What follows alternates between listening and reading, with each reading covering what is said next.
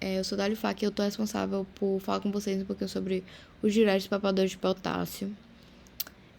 Então, como vocês já estão vendo pelo nome, né, a principal função deles vai ser poupar potássio. E como é que isso vai ocorrer, né? Ele vai ocorrer devido ao aumento da excreção de sódio. E como tem essa excreção maior de sódio, a gente não vai ter a troca do sódio com potássio. Então, vai acabar inibindo, diminuindo, né, a excreção de potássio. Por isso que a gente vai conseguir reter ele no nosso corpo. E a gente vai abordar dois tipos de diuréticos aqui na nossa revisão, que são os bloqueadores dos canais de sódio, né? Como ele já tá falando, ele vai bloquear ali na membrana luminal do rim os canais de sódio, né? Para não haver essa troca. E o exemplo deles são a amilorida e o triantereno.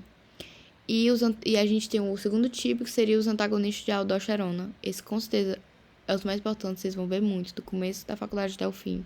Vocês vão ouvir em espirulactona, com certeza. E como é que eles agem, né? A gente vai agir pela inibição direta, né, dos receptores de mineralocorticoides ali no rim.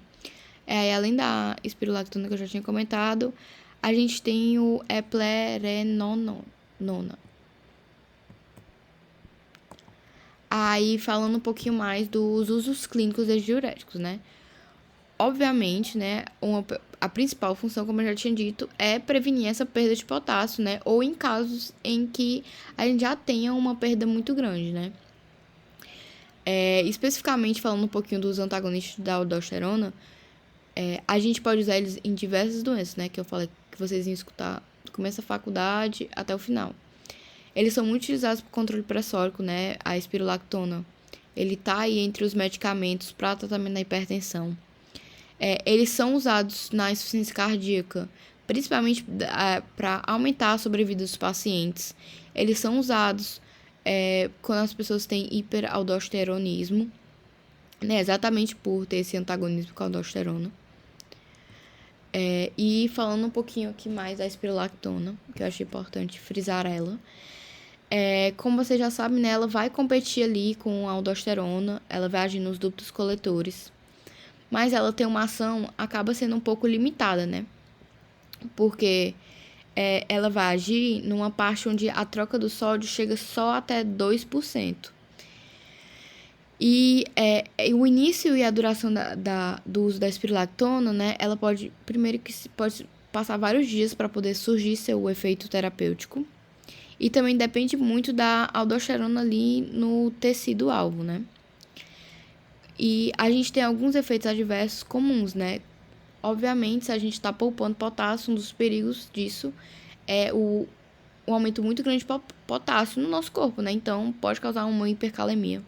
A gente pode ter desconfortos gastrointestinais. Outra coisa comum também é a ginecomastia. E falando um pouquinho do eplerenona, ele também é um análogo da espirulactona, mas ele tem uma maior seletividade, assim, nos receptores de mineralocorticoides, então ele acaba sendo até tendo menos efeitos adversos, né, como a ginecomastia, especialmente porque ele ativa menos os receptores de andrógeno, né, e de progesterona. Mas a gente não vê tanto ele, porque ele não está disponível no SUS. A gente acaba usando mais a espirulactona em várias situações.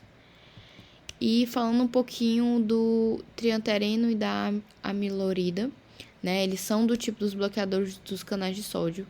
Eles acabam sendo diuréticos menos eficazes, não são tão falados assim. Eles são importantes, mas não tanto quanto os antagonistas de aldosterona. Eles geralmente são utilizados em associação com outros diuréticos, né? E comparando um pouquinho eles dois, o triantereno, ele é metabolizado no fígado, enquanto a amilorida não é. Um tem baixa meia-vida, o outro já tem alto, né? E o triantereno, né? Como ele tem a baixa meia-vida, então a gente vai ter que administrar ele com maior frequência, né? Isso já vai ao contrário para a amilorida. E a amilorida também, né? Ela é muito utilizada no diabetes insípidos nefrogênico, né? Porque pode acabar sendo induzido pelo lítio. Então,